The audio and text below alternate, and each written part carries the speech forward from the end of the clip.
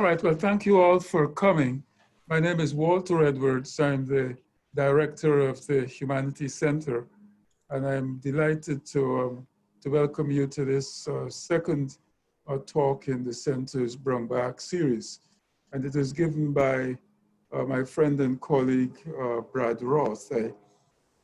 Before I formally introduce you, I want to bemoan the fact that the COVID-19 pandemic has robbed me of one of the pleasures I had, summer pleasures that I've had over the years, because I would encounter Brad in the hallway, and then I would say to him, Brad, where have you traveled recently?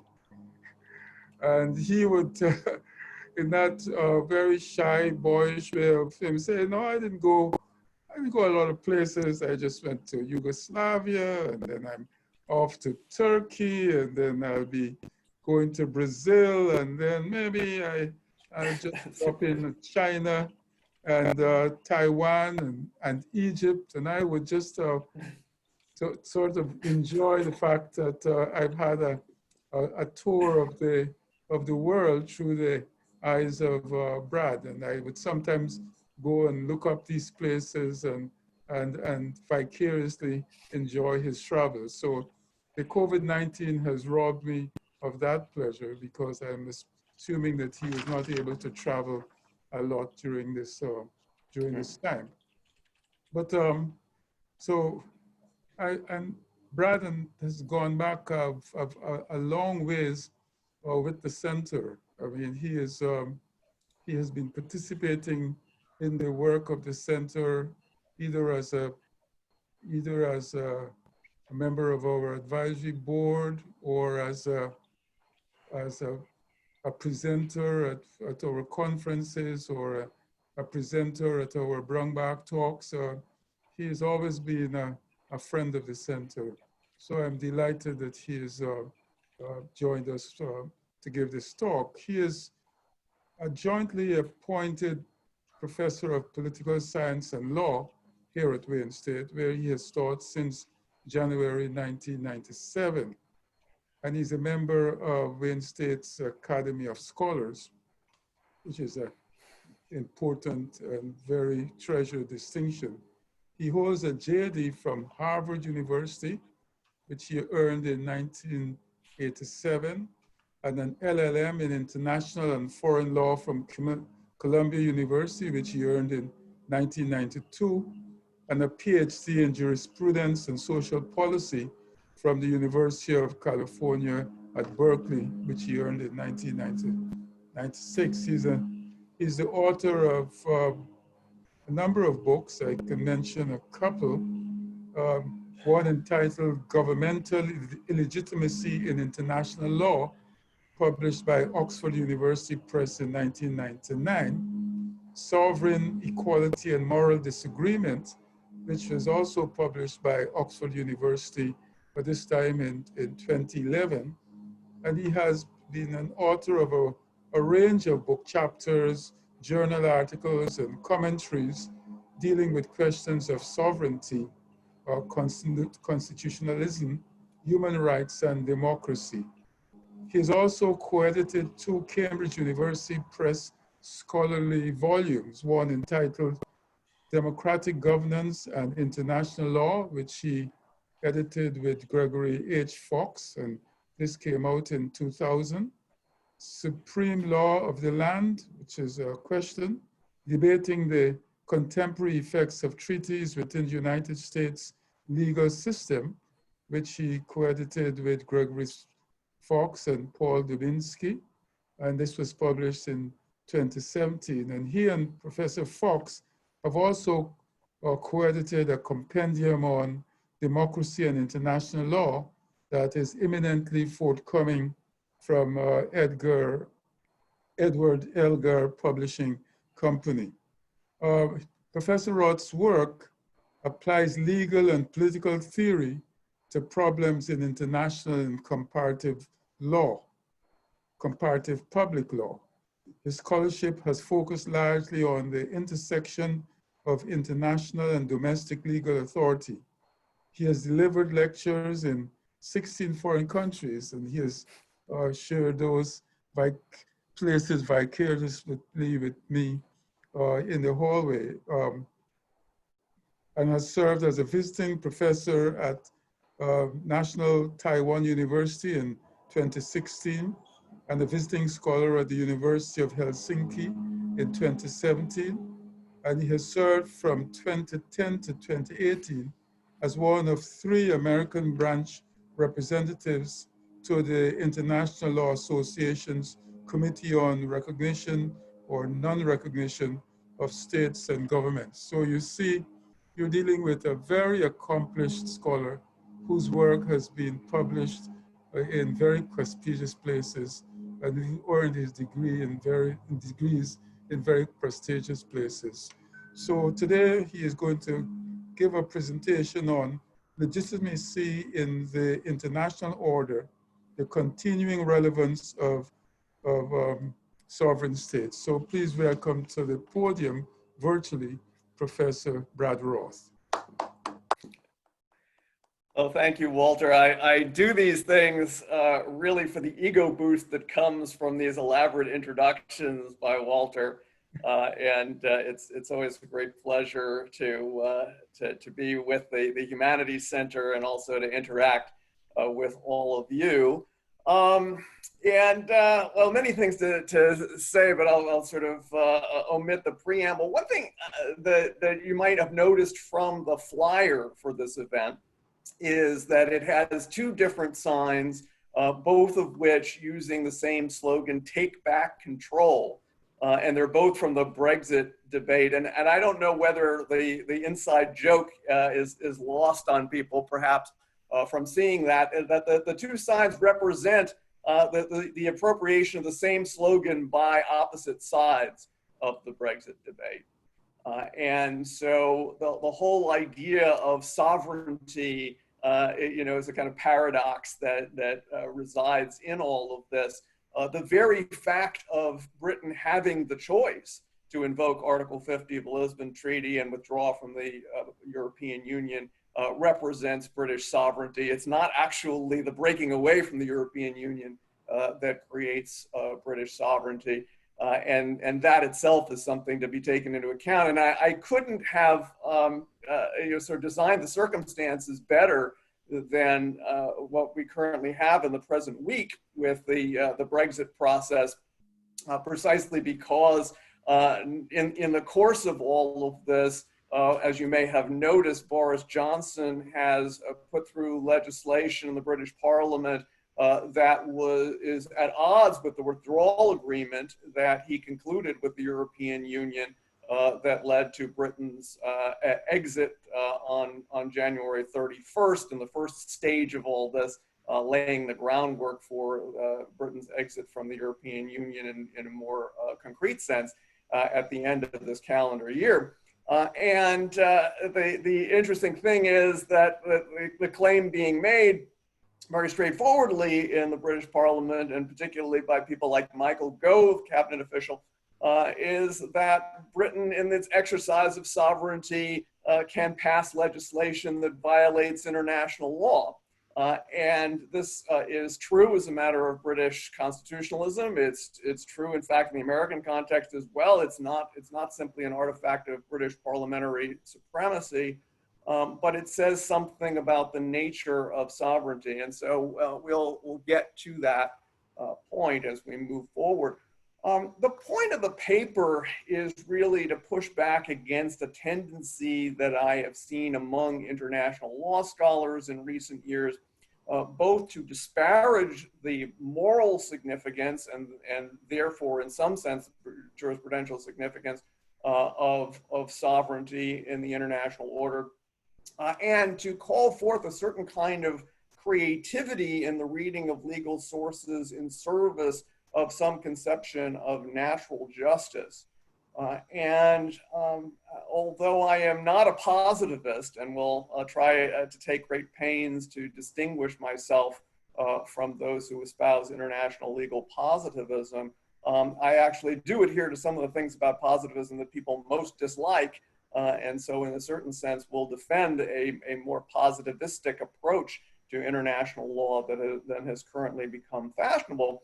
And part of the basis for my pushing back against this kind of methodological creativity is the sense that we are seeing in the international system considerable pushback or backlash against international organizations and international law by those who are concerned that their ability to make determinations collectively within their own societies about those societies' fates being undermined by international organizations, international law. I would argue that that's a gross exaggeration of anything that's happening, but that at the same time, many of my colleagues are in some sense playing into the hands of those who would exploit the sense that international law is not responsive to fundamentally democratic impulses and therefore is something to be resisted. I rather want to say that sovereignty is something that needs to be understood in a complex way that actually has a manifestation within international law. And that manifestation within international law needs to be respected by international law scholars and operatives so that we don't get the kind of opposition that people want to posit of sovereignty against international law. That these are in fact two different conceptions of sovereignty, and that international law properly understood is in fact respectful of important aspects of state authority. As Walter's summary points out, much of my work has been about the intersection of international and domestic legal authority, and particularly the 2011 book, Sovereign Equality and Moral Disagreement, is an effort really to systematize my understanding of that relationship. And if anyone is interested in that book, I have the proof pages in PDF. I'm happy to share the book for free with anybody who wants to contact me about this, with all apologies to Oxford University Press. So please do send me an email about that if you're interested. There's also the paper for this, which some of you have already seen, and I'm happy to share that as well. But sovereign equality and moral disagreement was very much an effort to try, on the one hand, to affirm the dignity of the state, to talk about the significance of the state as a kind of vehicle for the kinds of decision making that we associate with democracy, on the one hand. And then to demonstrate the significance of international legal doctrines that respect sovereign prerogative and sovereign inviolability on the other hand. So this paper is really a follow-on to that and sort of a rejoinder to a particular set of characterizations that have been made in recent years about sovereignty and about international law methodology. The first part of the paper is, again, an effort to talk about the importance of the state.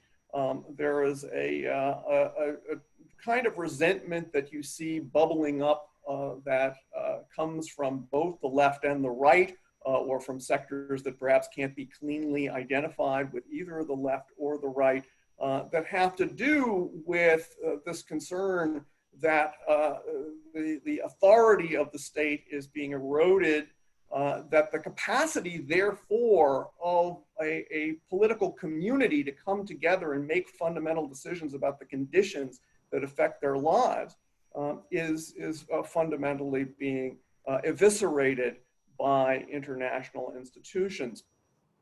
That therefore there needs to be some reassertion of the state, at least as a site of contestation over the terms of cooperation and coordination within the territorial space.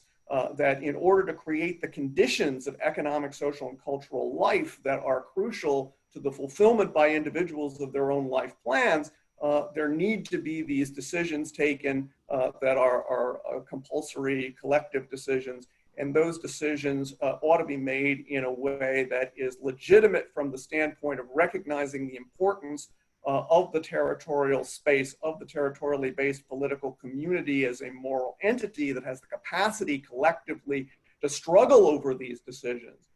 And so sovereignty, therefore, is understood as a site of that struggle. And I want particularly to say, and in the early part of the paper, how significant this is from the standpoint of social democracy. And therefore, I kind of do something that I don't ordinarily do in my legal writing, which is to sort of out myself with respect to my own political position. But I'm particularly concerned with the role of the state in mitigating economic inequality, material insecurity, and social stratification. Those are my primary political commitments, and there's not a straight line between my political commitments and my views on international law methodology, but my views on international law methodology do attempt to accommodate the significance of that quest for a government that addresses these kinds of concerns, that deals with the problem of systematic subordination, marginalization, and exclusion of economically disadvantaged parts of the society, that seek to address the kinds of problems that arise from a situation of winners and losers in the economic system. And what strikes me as very odd is that social democrats in a past generation were reacting against the idea put forward by people like Margaret Thatcher, who used the term "there is no alternative," or TINA. That we all have to recognize that politics doesn't have a role with respect to these sort of forces of economic dynamism that inevitably cause some people to win and other people to lose, and people just need to reconcile themselves to that because that's the way it is. Social democracy is inimical to that concept. And yet, much of the time, I think we have been seeing in an era where international developments have been such that we're moving towards a system not only of free trade, but free movements of capital and labor, that the outgrowth of that is the undermining of the fundamental economic security and therefore social and cultural security of substantial parts of populations, and that people associated with the international order often speak rather callously of that development to make it sound as though, this is just the way it is. That sort of you got to get with the program. You have no sort of inherent sort of moral claim on being able to perpetuate the way of life that you and in your previous generations of your family have engaged in your local space over this period of time. And so you have this building clash between what's perceived as a set of internationally oriented elites within societies who perhaps identify more with elites abroad than they do with ordinary people in their midst.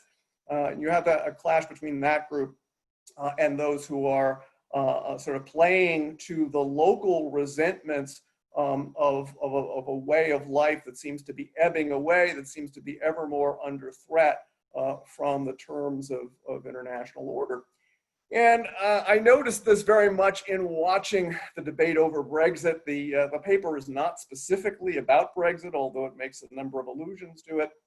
But one of the things that really struck me about that campaign was the tone deafness of the Remain side of it.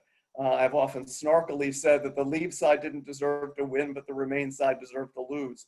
And I was always kind of filled with a sense of resentment in watching some of these the Remain politicians making the case for staying in the European Union, because it seemed to me that they entirely missed the point of why it is that people resisted all of this.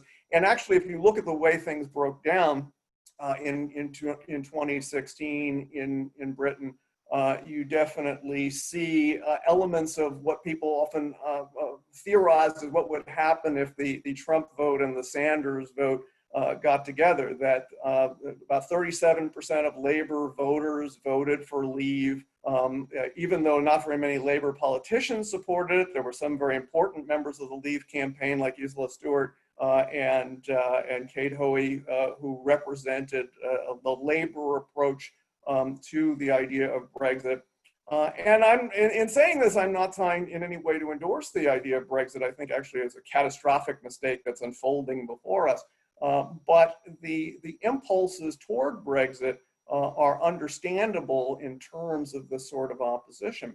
And so it's this that provides the sort of the inspiration for the warning that I'm making to my international law colleagues about this feeling that people have that's not such an unjustified feeling of the usurpation of their political authority, of the usurpation of the capacity of the political community to take decisions in the service of the security of a particular way of life that's threatened by various kinds of economic developments. And so that is really a kind of underlying motivation of all of this. The also crucial aspect of all of this is to point out from the standpoint of substantive equality that local inequalities are more significant, or I should say even more significant than transnational inequalities from a moral perspective. That when you look at the nature of economic inequality and indeed the nature of poverty, it's not so much about the absence of stuff. It's about relationships. It is about subordination, marginalization, and exclusion. It is about the fact that people who are without access to particular resources are unable to participate on an equal basis with their fellows within their own political community, that there is less and less the sense that their political community belongs to themselves as much as to anyone else. And that is a crucial thing being lost. That's a crucial aspect of anything properly understood as democracy. So so the first part of the paper is a kind of reaffirmation of the dignity of the state as a social project. The middle part of the paper is something of a rehash of a point that I have made elaborately elsewhere about the nature of sovereignty and the ambiguity of that term. The term sovereignty doesn't simply apply to different conceptions, it applies to different concepts. It applies to a series of different conversations that occur, and the term sovereignty is more or less dispensable depending upon which conversation you're in. And so it's become quite popular to say, well, the term sovereignty doesn't add anything to the discussion, it's a distraction, we ought to get rid of it. Everything that's captured by the term sovereignty can be better expressed in other terms. Don Herzog has a recent book called Sovereignty RIP that represents that view in a very elaborate form. And there are a number of, I dare say, snarky references to that book in the paper, because I think that that Herzog has it wrong in very important ways with respect to that. Sovereignty really can be understood as say, being part of four different conversations. And the first two of them are not particularly juridical. One is a kind of international relations discourse where one is looking to the question of the state's empirical capacities, either the capacity to unilaterally control particular fields of activity, or at least the capacity to make unilateral decisions with respect to particular subject matter.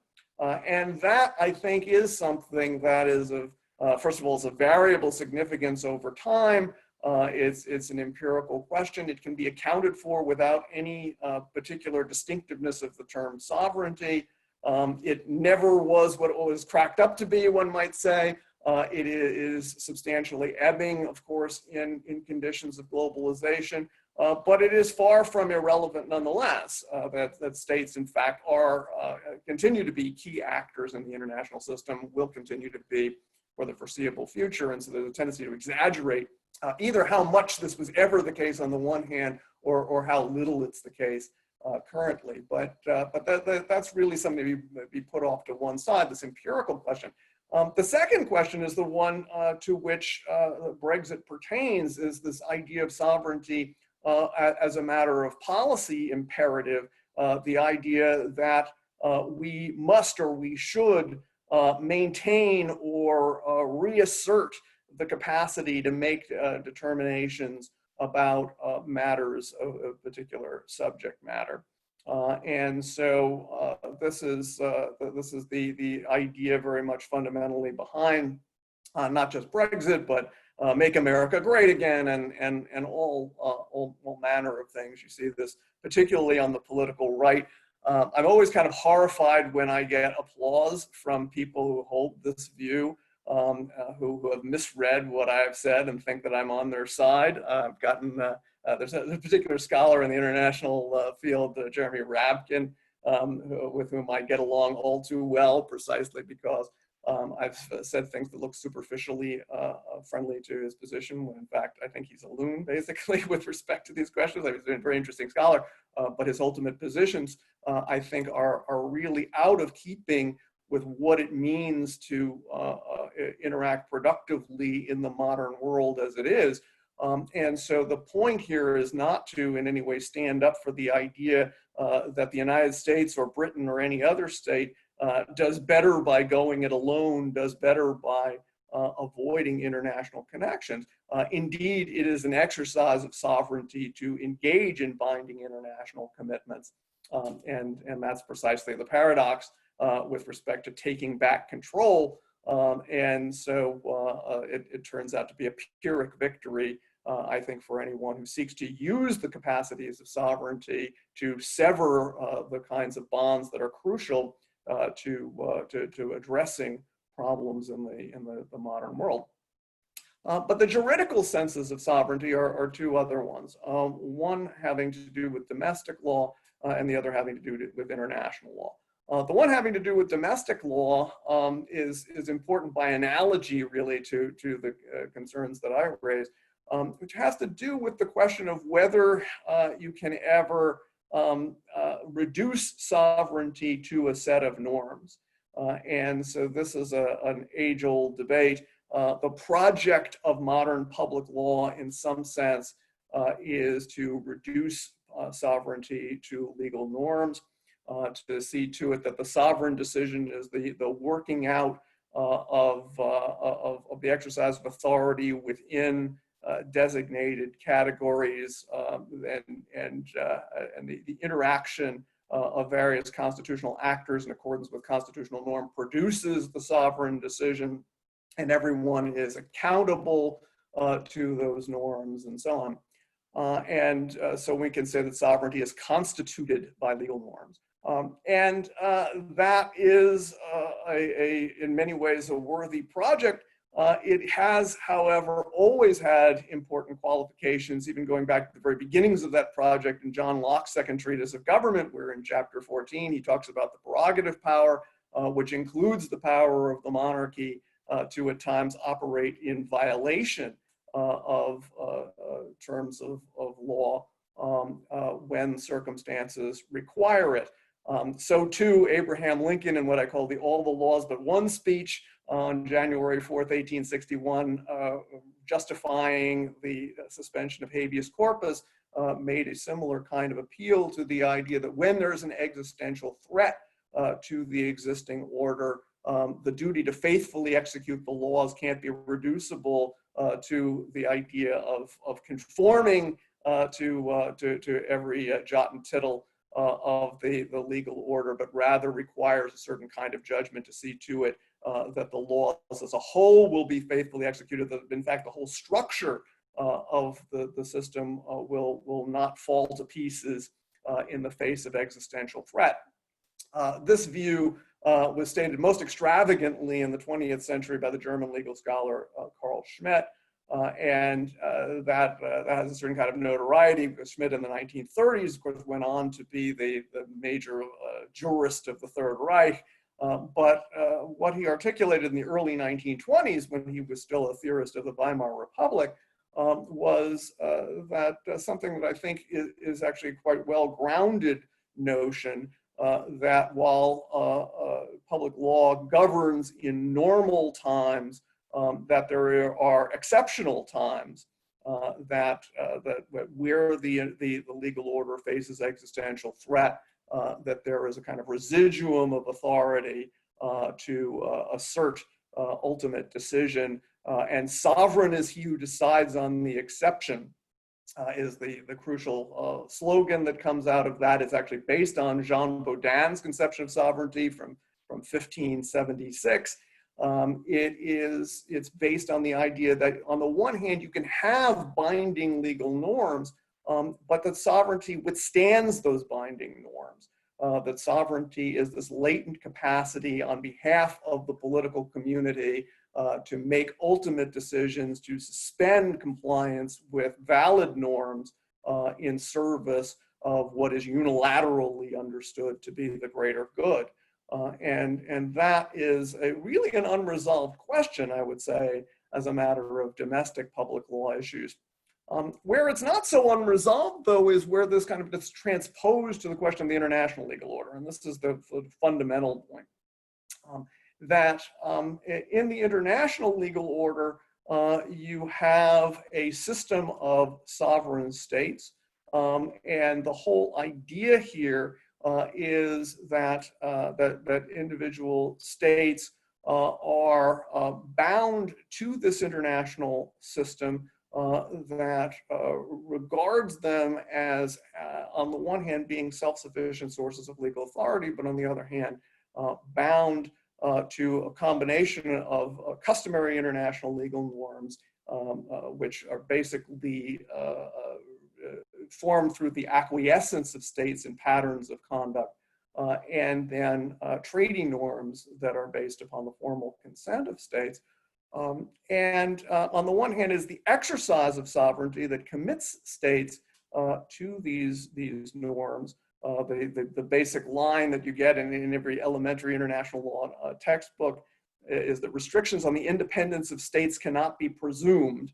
That's from a famous and very misleading case before the Permanent Court of International Justice in the 1920s called the Lotus Case. It is filled with complexity and a certain kind of ambiguity. But the basic idea is that states are presumptively free except insofar as they can be demonstrated to be bound by specific terms of the logic of the international order, and that logic very heavily focuses on customary practice and treaty law, with then this peculiar category of jus cogens or peremptory norms, which can, in certain circumstances, overcome states' unwillingness to bind themselves to particular norms. That is to say that the generation of customary practice gives rise to binding norms, except for those states that persistently object to those norms and the insistence upon their sovereign prerogative to go the opposite way. But that there is an exception to persistent objection that lies with the idea of peremptory norms, that there are certain norms that are insisted upon by the international system as a whole, from which no derogation can be tolerated. So much of the action these days in international law methodology is over this question of jus cogens or peremptory norms. Under what circumstances are states bound irrespective of their consent? And what is the juridical significance of saying that they are bound? What is the legal impact of jus cogens norms as a practical matter? This is a whole big area with international legal methodology. But beyond that, it's not simply that states are presumptively bound by the terms of their own consent. It's also that there are impediments to the implementation of binding international legal norms that represent a manifestation of sovereignty in international legal doctrine. That on the one hand, you have something that could be summarized as dualism, that international law and domestic law operate on two distinct planes that are interconnected in very complex ways. And secondly, the norm of non-intervention in the internal affairs of states, which is about coercive interference in essential matters within the domestic jurisdiction. So the idea of dualism is the one that's reflected in the Brexiteers' recent statement about the prerogative of the British Parliament to act in contradiction of the withdrawal agreement that was concluded by Boris Johnson. States maintain the capacity to act in breach of their international legal obligations. And the international norm is presumptively binding within the state only to the extent that international law has been incorporated into domestic law by the terms of domestic law. It turns out, for example, in the United States, that international law, even though is often proclaimed to be part of our law, even though treaties are said to be part of the supreme law of the land in the Constitution, turns out that treaties are in many ways not effective in US law. That's something that's a subject matter of this edited volume that Greg Fox, Paul Dominski, and I put together on supreme law of the land ? With emphasis on the question mark. And so too, customary international law really only has impact domestically in the absence of a contrary controlling executive or legislative act. So there's room for US political authorities to take the United States out of compliance with international law, subject to whatever consequences international law inflicts. And so you have this duality where the same act can be lawful and unlawful simultaneously in two different systems. That sounds strange because we're used to a federal system where there's a supremacy clause and any act by the states that violates the terms of federal law, assuming federal law is appropriately within the enumerated powers of the federal government, any act of the states in contradiction is thereby null and void. That is not the case in the international legal order of sovereign equality. Rather, it's a much more complicated situation in which a contrary domestic law is not a defense to a breach of an international obligation on the one hand, but states can necessarily effectively control what goes on within their borders through the exercise of domestic authority and breach of international obligations. And even more importantly, international law, by the operation of some of its own doctrines, actually needs to take account of legal facts that are created in breach of international obligation. So there are a number of international legal doctrines that have reference back to domestic law, such as, for example, nullum crimen sine lege, the idea that you can't be prosecuted for something that wasn't against the law that was applicable to your action at the time and place that you committed the act. That may require international law to respect an act that was committed in compliance with domestic law, but in breach of international legal obligation. So you have this negotiation between international and domestic planes under the heading of dualism. Most importantly, under the heading of non-intervention, we are used to the idea in a unified legal order that where there is a breach of a norm, that there is someone who is empowered, or at least authorized, to inflict however much by way of consequences is necessary to vindicate the breached norm. And that is not the case in the international legal order. The international legal order is a horizontal legal order by its nature. It is a legal order where the different actors or different levels of power have different interests, different ideologies, and they are, as I like to say, untrusted and untrustworthy implementers of universal principles. And therefore, the international legal order is filled with hedges against empowered righteousness, filled with hedges against the ability of powerful states to do whatever they see fit to vindicate a norm that has been breached. And so states may, on the one hand, have violated their international legal obligation and nonetheless have sovereign inviolability with respect to external actors who are seeking to punish that state or otherwise take action against that state within its national territory for purposes supposedly of vindicating the norm. So that is the complexity of sovereignty within the international system. And of course, as I've described it, you can imagine why people are dissatisfied with it, dissatisfied with the idea that states can persistently object to customary norms, can stay out of treaties, that they're dissatisfied particularly with the idea that individual officials may not be held directly accountable for acts that are in breach of international legal obligation, and of course very often dissatisfied with the failure of the international order to authorize armed intervention within the territories of states to redress violations of international human rights and humanitarian law and so forth. Every one of these aspects has an exception in international law. There's always the possibility of overriding the sovereignty of the state through established processes. And so you have indeed Jus Cogens norms, you have international crimes, you have authorized interventions under Chapter 7 of the UN Charter, but there are limits to these, and it's the limits that people chafe against. And so that's what opens up the question of the exercise of creativity in the service of a grander conception of justice. And so what the paper attempts to do is to push back against the temptation to be extravagant in the service of that conception of justice. At the same time, the methodological part of the paper wants to acknowledge the significance of factors beyond formalism in understanding what law is.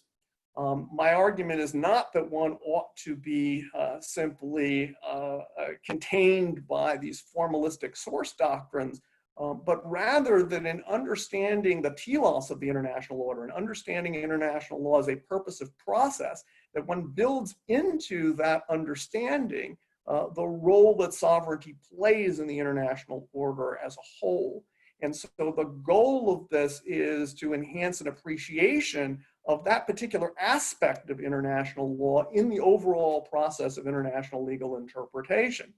I insist in the paper that law is not so much something you find as something you do, that international law is a purposive process, and that indeed in interpreting the international legal order as a whole, one has to interpret it in light of the inherent purposes of legality, which have to do with predictability and accountability in the exercise of power, as well as in terms of the particular balance of considerations that are reflected in the United Nations Charter and other authoritative instruments of the international order that attempt to reconcile international and domestic legal authority. And the goal here is not to lead to some sort of rigid interpretation or even to particularly dictate specific outcomes of cases, but rather to try to remind my fellow international law scholars that concern for sovereign prerogative and particularly sovereign inviolability is part and parcel of the project of interpreting the international legal order as a whole and applying it to particular circumstances. And if we fail to maintain faith with that understanding of international law, it seems to me that we open the door to demagoguery. We open the door to those who want to delegitimate international law by arguing that the international legal scholars are really just making it up, that they're really just using legal decisions and legal scholarship as a way of superimposing their own moral sensibilities that are elite sensibilities of kind of a cosmopolitan elites who are kind of a club of internationals who are detached from the day-to-day struggles of ordinary people. And so that's what I want to kind of warn against and reaffirm the significance of domestic authority as a component of the international legal order as a whole. So that's it. Thank you very much, and I'm happy to hear whatever questions people might have.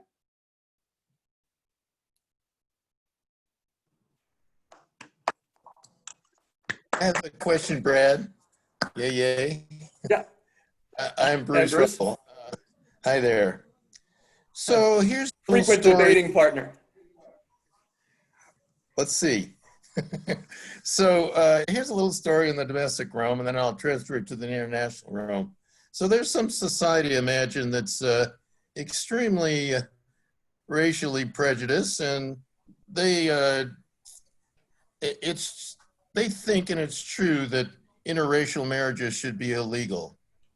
And we think that's not fair, that's unjust. And even though more happiness would be produced if you have this law prohibiting interracial marriage, given the majority is racially prejudiced, we think forget about the consequences. Justice wins, takes precedent over the consequences. So now let's transfer it to the international realm. I think sometimes that's also true. I think you're maybe not a closet consequentialist, maybe one who's out, who's a consequentialist about these matters. I'm not. I think that considerations of justice justify sometimes intervention against activities of the sovereign state. So if some state is committing genocide, which probably you'll agree on this one, or actually imprisoning people, what amounts to imprisoning them because they don't share the same political view as the people in power, that other states should intervene sometime despite the consequences. So I wonder whether your argument isn't at bottom consequentialist. Oh, it's definitely consequentialist. We've tangled over these kinds of questions before. There are a lot of different levels on which to take this. On the one hand, there is plenty of positive law that deals with the kinds of issues that you're talking about. And in fact, states very frequently sign on to international legal norms and honor them in the breach, precisely because they would be embarrassed to actually persistently object to those norms. All states, for example, acknowledge the norm against torture. And you can see sort of the government spokesman denying torture above the muffled screams coming from the basement of the security building. The reason why they deny it is precisely that the international community has developed to such an extent to where 50 years ago states might have been able to admit that they committed torture and say, so what? Nowadays, the international system has developed to the point where states need to sign on to these things, and then having signed on to them, they are engaged not only to the extent of their morals, but also their honor. They have committed themselves to these norms, and they can be criticized, therefore, at two different levels simultaneously. And I think it's important to distinguish between those levels, to criticize them morally and to criticize them legally, because the legal objections persist irrespective of anyone's moral excuses. That's a point that I made about the torture controversy with respect to people like John Yoo, who made these sorts of tortured arguments about torture to try to extract the United States from its legal obligations with respect to all this. The problem wasn't John being morally derelict, although one can think whatever one wants to about that. The problem with what he was doing was that he was violating methodological norms and trying to make it seem as though the United States was not bound to international legal norms to which it was in fact bound. And that, I think, is a separate track. Yeah. Mm-hmm. Can I interrupt? Because I want to say the point of the analogy is that I bet you agree with me in the domestic case that justice outweighs consequentialist considerations. So despite the fact that more happiness would be produced by prohibiting interracial marriages, the unfairness of that trumps allowing interracial marriages. So if I was assuming you would weight justice that way in the domestic arena, why don't you weight justice in a similar fashion in the international realm? Speaking just morally, not legally, how about that?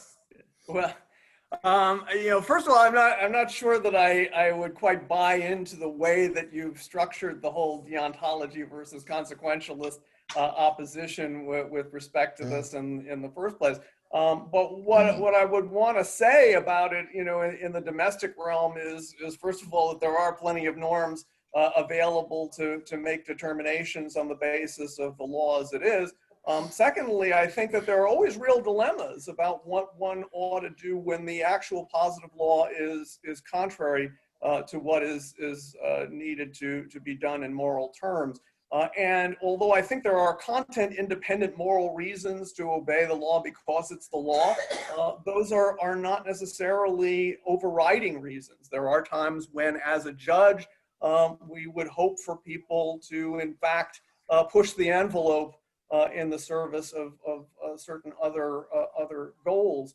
But it's a complicated question because where judges do that, they also potentially undermine the moral authority of their project, given the fact that part of the purpose of law is to reconcile and provide a basis of legitimate authority for people who disagree about fundamental questions of justice themselves.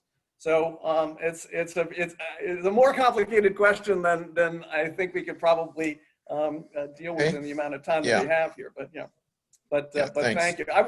I want to recognize Tom Ginsberg, who is visiting us here from the University of Chicago, and who may not be known to many of you, but who is perhaps the premier comparative public law scholar in the country. And so I'm sort of in awe and in trepidation of what question he's going to ask me here. So, Tom? No, the awe goes the other way. It's a fantastic paper, and really congratulations on it. It really always, as always, forces me to rethink. So I guess the question I want to ask is a little bit grounded in constitutional theory, because you were, the quintessential dualist, which of course in international law means that, domestic systems sort of trump or have lexical priority, if you will, over international law. But also in constitutional theory means that you deploy this kind of fiction that there is a pouvoir constituent, that sovereignty lies with a people, a sovereign people who are choosing what kind of system of government that they're going to have. And that's it's a good construct. I'm convinced by your paper. But of course, we recognize that it is just a kind of bit of political theology, right? That many peoples of the world are not choosing. And in fact, some extreme cases, you have governments that are basically slave systems, Equatorial Guinea or North Korea, where, this is not a project that was chosen by, or reflects the day-to-day struggles, as you put it.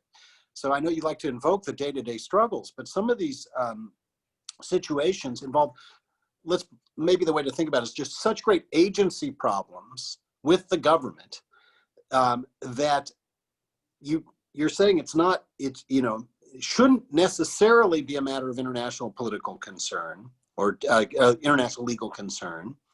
I guess my question is, what's your political theory about that? What do you, as a political theorist, do you think that that's okay? And are we just to let these people be doomed to suffer in their incredibly unjust circumstances, no matter how you define, because of a bit of theology about dualism? Okay. Yeah, hard to know where to begin there. You made reference to this language that I use in the paper and not in the talk about pouvoir constituant, pouvoir constitué. So you have this underlying phenomenon of the political community, which is territorially based and is understood as having the basic authority in the international system, and then you have this governmental construct that asserts rights, incurs obligations, confers immunities, exercises powers on behalf of the underlying sovereign. And the question is, what's the relationship between those two things? Because the international system, as I like to put it, the international legal order is not a legal order of legal orders, it's a legal order of sovereign political communities. And so in principle, it is the people that is sovereign. And yet that doesn't solve the problem that one might hope it to solve, because we don't know how to hear the people's voice particularly when people are coming from different sets of geostrategic interests, different sets of political principles, different sets of cultural orientations, looking all at particular circumstances. There are circumstances where there has been an overwhelming consensus that the pouvoir constitué is unauthorized by the pouvoir constituant, that the government actually, the government in effective control does not represent the sovereign authority. And therefore, for example, in 1991, when Jean-Bertrand Aristide, who was elected president of Haiti in an internationally observed election with 76% of the vote, and then 9 months later was overthrown by a notoriously human rights violating military, the international community continued to recognize the government in exile as exercising the sovereign rights of the state. It's convenient in certain circumstances for that to occur, harder in other cases where there is no obvious alternative government that has a greater claim on legitimacy. And I have been opposed to the idea that the claim on legitimacy can be reduced to the working out of liberal democratic electoral processes as such, although that can be part of the process.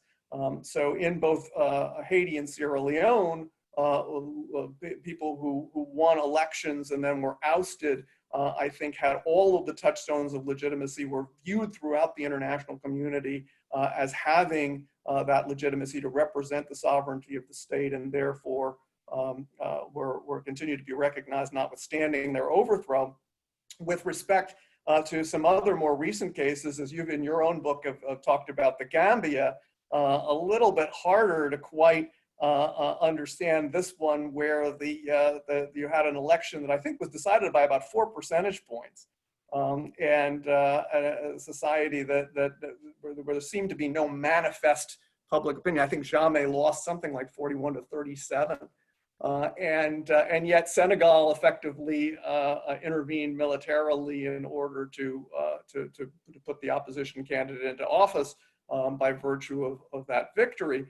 I think it's a difficult and problematic case, but it's also interesting that the international community as a whole did not take up sides against that, and therefore you can imagine that from a combination of different geostrategic vantage points, different cultural vantage points, different ideological vantage points, that there could nonetheless be consensus on who really does and does not represent the sovereign political community. I'll say something further, which is that we have in the rhetoric of R2P these days, responsibility to protect, the idea that sovereignty is somehow reducible to responsibility for the territorial population. But in fact, sovereignty is understood in the current international system as associated with responsibility, is predicated upon responsibility. That's manifest in the UN Charter and on various glosses of the UN Charter. The distinctiveness lies with the capacity of external actors to make not only determinations that obligations have been breached, but also that the inviolabilities of sovereignty can thereby be vitiated. And that's, as I say, rather dangerous because of the nature of untrusted and untrustworthy implementers of universal principles, that there's a kind of prudential principle reflected in the international legal order of sovereign inviolability. It can be overcome through certain kinds of processes like those of the Security Council, which has the built-in safeguards of the veto of the permanent 5 and the need for 9 affirmative votes. But to lightly brush away those kinds of safeguards is problematic. But it's certainly understood, for example, the states that commit genocide against parts of their population are violating the whole fundamental purpose for which sovereignty is acknowledged in the international legal order, which is that states will represent the political will and principle of the territorial population as a whole without distinction. That's the language of various international declarations. So I think it's this this difficult reconciliation of these different principles. I don't know if that helps. Thanks a lot. got me something to think about. So Brad, I'd like to come back to the problem that you started with. The resurgence of populist resentment against forces of cosmopolitanism and internationalism. It seems to me that you've conflated two different phenomena, and that your solution responds to one of them but not the other, and that it ends emphasizing all of what those who are skeptical about sovereignty fear are the worst aspects of it, of the concept.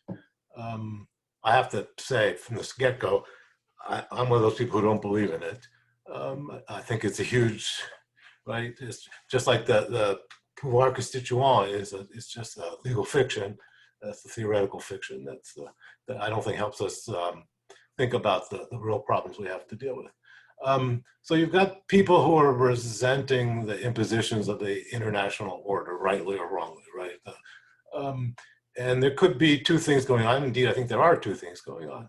One is the resentment of sort of changes being wrought by the era in which we live, what we call it modernity or late modernity, whatever you want to call it, and the impacts of globalization, cosmopolitanism, which on balance, I think is a really good thing, being one of the elites, but that's but some people resent and resist. And on the other hand, there's the resentment of non-representative, non-democratic structures, right, from the outside being imposed. It seems to me those are two different problems, right? That the solution, right, is that what Habermas referred to as, in the context of the EU, as the democratic deficit, right? The solution to the latter problem is more democracy. You say the solution to the latter problem is more parochialism, because you want to tie democracy to sovereignty, but it seems to me that answers the first problem, and it answers it badly, right? The first problem is, I'm a farmer in country X, and I have my way of life, and the effects of globalization are disrupting that way of life, and I'm empathetic to the people who are in that position. I'm sure it's actually real pain, but tightening down on the borders and asserting sovereignty is not going to fix any of that. And quite the contrary, it's going to have bring out all of the worst aspects of nationalism. And of course, that's exactly what we're seeing in our country, right? As well as in UK with Brexit. I think it kind of misses misses the whole picture and gives us the wrong answer to the picture. And I think it has something to do with your commitment to the notion of sovereignty, which I'm willing to concede. I mean, I like for me, the strongest part of the paper was the term means different things in different legal, political, philosophical, theoretical contexts. And it's more important in some as a pragmatic mediator than in others. I'm willing to concede that something like the concept of sovereignty is necessary to mediate the relations between states in the existing world order. But other than that, I think it's just way more harm than good. And I don't think your paper, I was looking for the argument that was intriguing to me, that sovereignty somehow helps democracy, and that democracy needs territorial sovereignty, but I didn't find it anywhere in the paper, frankly. Well, first of all, it's significant to me that you would say that, since I greatly respect your acumen with respect to these questions. So that's a sign that I need to do more in the paper to address that concern. The thing I would, that I do say about it is, first of all, that sovereignty is what there is to be democratic about. That it's very difficult to understand what it means to talk about democracy where the state is no longer the site of struggle about fundamental decisions about economic, social, and cultural life. And so I'd need to know more about what you mean by democracy before we could probably get to the bottom of all of this. But I'll also just say that with respect to the policy question, I don't necessarily disagree with you that these efforts to sort of hunker down are going to be counterproductive. What I don't necessarily would want to see is the idea of delegitimating that part of the political argument and indeed incapacitating that those who are trying to make that sort of claim for policy. I think they need to be engaged and hopefully defeated in the political realm, because I think that what they are attempting to accomplish by those policies are actually counterproductive, that they're not going to achieve any of the things that are promised. But that's not to say that this is something that shouldn't be sort of fundamental to the political dispute at this point. That's the stuff of democracy, it seems to me, to work out these questions. I don't want to dominate the conversation, but let's see if I can just make one quick point. Sure. I mean, I have no question, I have no doubts about where you personally stand. Yeah. And I'm sure that we're way more close than not. But my concern is that in picking the conceptual scheme that you're defending, you concede to the other side, to people who you're politically opposed to, the rhetorical high ground that you don't want to concede them, right? And so you get the argument, well, we can't be a nation if we don't have borders, right? Yeah. That's a very powerful argument rhetorically. Yeah. And you could, we could, either of us write a 50-page article explaining why that's not a valid statement, but it's not going to make much difference in the real world, right? Because that whole conceptual system, which is one that you want to defend the legitimacy of, is more naturally hijacked for those kinds of purposes. Yeah, I guess what I would say is that what bothered me about the Remain campaign in particular was that they just sort of assumed that they had the moral high ground. They didn't do a good job of arguing for why they did. And that's why it seemed to me that they sort of deserved to lose, although the British people didn't deserve to have happened to them what's happening to them. But that, I see this as being part of the stuff of political discourse. And I do see some significance to the idea of the territorial political community as having a say collectively about its fate. And that has something to do with borders, although it doesn't have to do with borders in the way that the people were disparaging here think about it. But it's also part of a long conversation. Yeah, I guess. I mean, we have the same definition of democracy, I think, except mine doesn't have territorial in it. Right? So it's not that we differ on democracy, it's just we differ on whether territorial borders are a necessity. I mean, for most of human history, it was the city, right? That was the relevant unit, right? And it had something to do with the complexities of society, or the lesser complexities of society, however you want to characterize it, of earlier periods. The nation state is dominant in the last several hundred years, but it's not at all clear to me that that's the future, and it's certainly clear to me that it's not necessarily the future. Yeah, my fear is that it is not the future, because I'm not sure what could possibly be characterized as democracy in the absence of that. It would be one thing, and this is something I say in the paper, it'd be one thing if, for example, something like the European Union became genuinely a superstate. I'm not against superstates, but that was clear.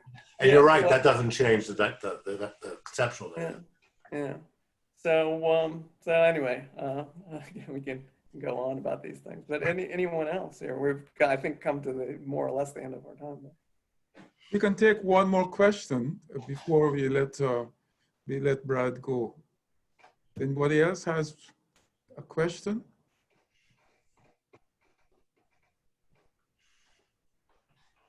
Or a comment?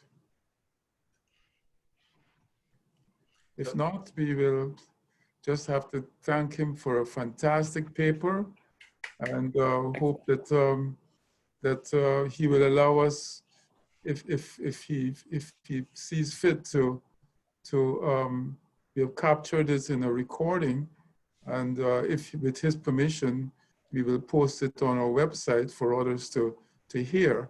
You have my permission, yes. Okay, thank you. And I hope that all of you will come back tomorrow to hear Steve Winter talk. And if you had some questions about his comments, you can wrangle it into your response to his paper. So thanks again. Let's unmute our mics and give a cheer. Thank you much. Thank you. Well, Kennedy will show you what little, token of our appreciation, we always try to have some kind of swag, and she'll tell you where. You need virtual swag. We'll send it to you virtually. Yeah. Yes, so all of our speakers get a mask with our Humanity Center logo on it, as well as a notebook memo pad. So we will be connecting with you. So maybe we can drop it off in your office mailbox. So no hand-to-hand face contact. So, but thank you so much for a wonderful talk. And again, everyone come back tomorrow for Professor Winter's talk. Some great discussion. Brad, you want to talk for a few minutes? Yeah, Walter, I was going to ask the same thing, whether somebody else, if Walter wants to leave, could be host. I'd like to talk to Steve and Brad and others. Go ahead. I'm here for a little bit more. Okay, so Okay. we'll just stay on then for a few minutes. Yes. Yeah. Stop the recording. Take off the recording, and Kennedy can Off leave. the record. Yes. Go ahead. So I had a couple of specific points that I think implicate the larger points. That's maybe that would be a good way to get back into the conversation. So the use of the constituting and constituted power conceptual scheme really doesn't work for me at all, because it presupposes a notion of sovereignty. So it's just another way of saying the same thing rather than an argument for the position. And that comes out clearly in Tom Ginsburg's point that it's a kind of fiction. So if you think about it from the point of view of populism, you may remember the paper you came to the, Brad, you came to the brown bag I gave a couple of years ago. On populism, my argument was that the people is itself something that has to be constituted, and it's constituted rhetorically and politically. So it's not like there's some entity, some reified entity, the people, that's doing the constituting. It's an ongoing process. And there are different ways to constitute peoples, different kinds of peoples that one could constitute. You could have a blood and soil people, right? You can have a people that's unified by a particular creed, by a notion of democracy, for example, but many other alternatives, and many are worse than others. That's the that was problematic for me. And the second, which I think actually for me goes to the heart of the issue, is the footnote about the sovereign exception being different than emergency powers. And I don't buy that. I think that's wrong. I think emergency powers is the democratic way of dealing with what Schmitt wants to deal with via the sovereign exception. And that's why Schmitt's bad. And I don't mean to be making an ad hominem argument, right? Schmitt's a Nazi, therefore, right? I deplore those arguments, and I just want to distance myself from that. But there is a problem with Schmitt's view, and it's why he could easily become a Nazi, right? That is to say, there's this lurking authoritarian notion of sovereignty, right? That's the Right. Maybe I'm not saying that made him a Nazi, or right, everyone who takes that view has to be a Nazi. That's not my point, but I just think conceptually it's problematic. So the key tip-off is the use of the term dictatorship. And you refer to Machiavelli and his reference back to the Roman. So in the Roman Republic and in the Greek Republic before, in the Politia before that, the concept of a dictatorship was very clearly an emergency power thing and not a sovereign exception thing. And it was strictly limited. It was only for 6 months. Right? You elected the dictator, and for 6 months he got to tell everybody what to do because it's an emergency and we need efficiency. And then it was over in 6 months. And the whole point was to have a dictator, someone who could dictate, as opposed to, in their terminology, a tyrant. Right? They were not, in our current English, right, they're synonymous, but to the Athenians, those were not synonymous.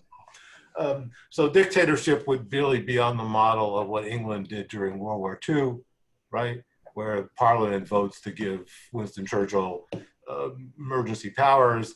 And there's a famous speech where I'm going to paraphrase, I don't remember it exactly, where Churchill says, the liberties of the Englishmen are still being protected by Parliament. So that's the Parliament can give and Parliament can take away, and it's merely a suspension. I think that that's right, and that that's the right approach. And here, as in so many other things, the Greeks really had it right. We're a lot smarter than we recognize, but that's although we give them a lot of credit for being super smart, turns out I think they're actually even smarter than that. But that's so the notion is not that the sovereign who gives away the emergency power is the entity that gives away is sovereign. I don't think that is important or even useful. It's that you use basically a Arendtian phrase, which I like, right? Is that the people have share authority and share power to make decisions to influence their fate, right? And the problem with that definition, I think it's a great one, but for your thesis though, is that doesn't end at territorial borders, right? There was a time where it ended at the outskirts of the city for all practical purposes, right? Maybe there was a time when it ended at national borders, but if there was ever such a time, it certainly isn't now. So I don't see how territorial borders is necessarily, and I think that's the burden of your argument, the territorial borders is necessarily part of the equation for having democracy. Yeah, I do insist on that. Because I think that's what I don't see. Yeah, well, because I think you have to have a distinction between membership and not. Membership is the central problem of any democracy. Conceptually, that's absolutely right. But why does territorial borders solve that in any but a simple pragmatic way? Well, simple pragmatic is good enough as far as I'm concerned. The problem is that where we've deviated from that, we have had all manner of trouble, because where it has been not territorial, it has been based on ethnic ties across borders and ethnic exclusion within borders. And so territorial distinctions have been actually the anti-identitarian way of trying to make the distinction between who's committed to one another in this sort of more permanent way that requires systematic sacrifices mutually in order to achieve certain kinds of social goods that are inherently localized. They're not entirely localized, of course, but there is something about there's a here-there distinction that is not irrelevant. Notwithstanding. Well, I think that's part of the problem, though, is that it's increasingly irrelevant. It's relevant on some issues and clearly irrelevant on others. And that's why I object to the territorial. So I agree that the problem of membership is the central difficulty of any kind of democratic theory. And that was the problem with the Greeks, right? They had a very narrow conception of membership. Right? And policing the membership order is always going to be morally problematic. I want to say something that in the middle between Steve and Brad. I think that Steve doesn't give enough weight to sovereignty and Brad too much. And I think that'd be the foundation of, so a pox on both your houses. I think the actual basis for sovereignty can be brought out by analogy about communities within a nation. We want to allow that there are various communities that have specific interests and I don't know, beliefs that even if we think they're kind of crazy, that we don't want to shut down the flat earthers or people that think you should only drink a certain kind of water or something like that. They have interests there, but there's limits on it. Like Mill tried arguing on liberty. It's called the harm principle. I don't think it's really the harm principle. I call it the rights principle. These communities should do, what their interests dictate, unless they infringe on rights of somebody, including rights within their community. So they can do what they want, but if they say, well, we're for sacrificing virgins, we should say, wait a minute, that's gone too far. On the other hand, so that's why I think that really it's about freedom to pursue your particular commitments within a community. The analog is freedom to pursue your particular commitments and interests within a nation. So that's what's behind respecting sovereignty. I'm on the other hand, but I thought you might be, but let me there's say again, serious problems with it. So the first, there's no. Well, let me finish. let me Go ahead. let Go me ahead. finish my statement against Brad, and then you each will say something. Yeah, and then I want to make sure that I rebut a couple of other of Steve's points, Yeah. but go ahead, yeah. We're going to attack you from both Okay, sides. that's good. I try to attack both of you. That's only fair.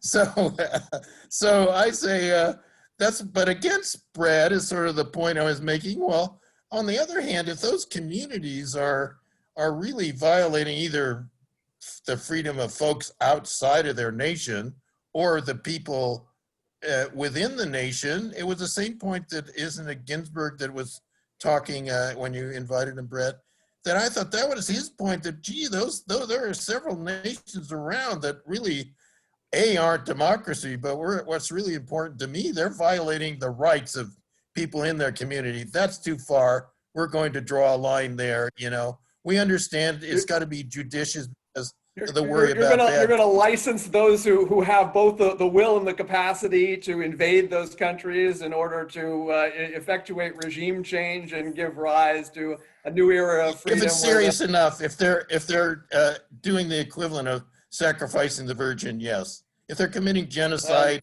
within their country, time to go in. Well, Saddam Hussein was doing the equivalent of that, and look how that turned out. So I think the non-intervention argument stands up better in retrospect than. Well, we'll see. I mean, it's the factual question about how bad the consequences will be. But I can imagine cases where, it's worth risking the bad consequences to prevent those serious rights violations. There are, but I think it's important to recognize. I mean, again, I'm talking about interpretation of the international order. And what can be done in the name of that, and the importance of observing that as a consideration that doesn't necessarily overcome all other considerations, but that is an important and sometimes underrated moral consideration. That's why I think it's a question about weighting these things, as I said in my comment during the regular session. So yeah, I agree with that last point. Steve. So let's stick on the domestic sphere.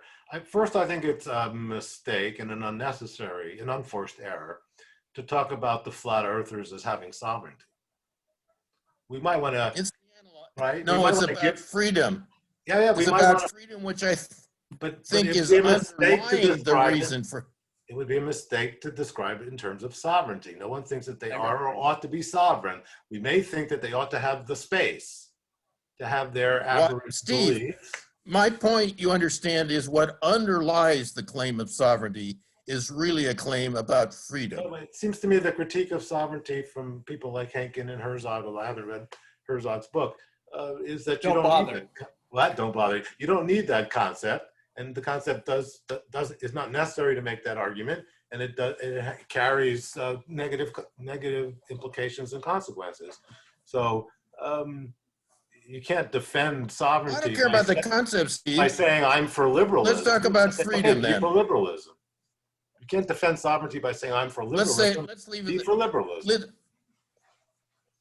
Look, you can use a technical sense of sovereignty. It just means it's founded on respecting the freedom of communities to pursue interests that don't violate the rights of others. That's all it means. That's a technical definition. How about that? I just mean that by sovereignty. That has weight. If that's all it meant, then I might be willing to concede to you, but it doesn't mean only that. And you don't need sovereignty to express that concept. I think that's right.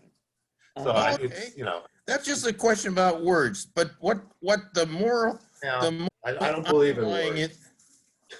What? I don't believe in words. I mean that seriously. I believe in concepts.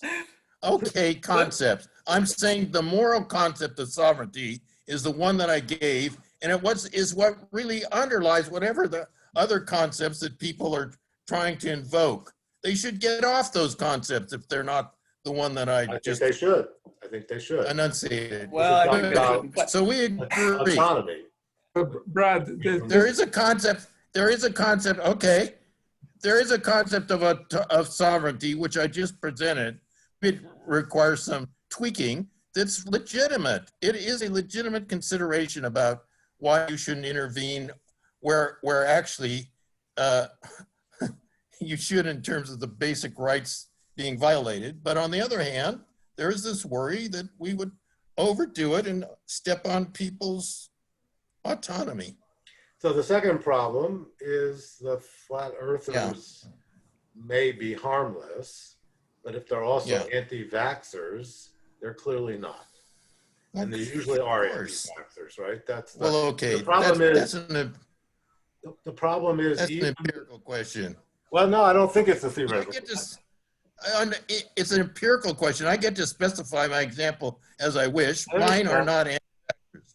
So, Yeah. for purpose of the discussion, you can, but in the real world, the empirics work out differently. So let's take the religious community, right? Okay. That would be the paradigm in a liberal worldview Right. of a group that we'd want to recognize their, I don't want to use sovereignty, but autonomy. Yeah, autonomy. Sort Okay. of like John Stuart Mill on Liberty talking about the Mormons. Right, but and that's a good example. But they're almost all of them patriarchal and sexist, and have all sorts of really offensive. They're not sacrificing virgins, but they're doing things that you find particularly morally reprehensible. And so it just represents your problem all over again, right? No, it doesn't, Steve. It Sacrificing virgins, we go in, right? But if they're casting out the elder sons because there are not enough women to go around, and they're right, and the patriarch has 16 wives, then we have a tough call. Yes, but there are always in any. You're going to have borderline cases. That's a yawner. Okay, So fine. my point is that they're all borderline cases. That's my point. No, they're not They're all not borderline cases. They're all borderline cases. I've lived in those societies. They're awful. But before Walter cuts us off, as I think he's going to want to do, let me just suggest a couple of answers to things that Steve said earlier, because of the thing about the pouvoir constituant. I can understand why you find it unpersuasive, but I think as an interpretation of the international legal order as it's established, I think it's a valid concept. But that's one of my problems with the paper is that the first part and the second 2/3 don't really go together for me at all.